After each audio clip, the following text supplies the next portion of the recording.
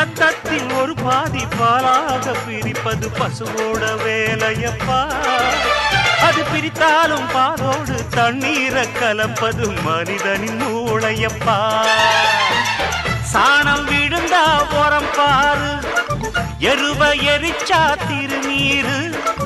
உனக்கு என்ன வரலாறு, உண்மை சொன்னா தகராறு.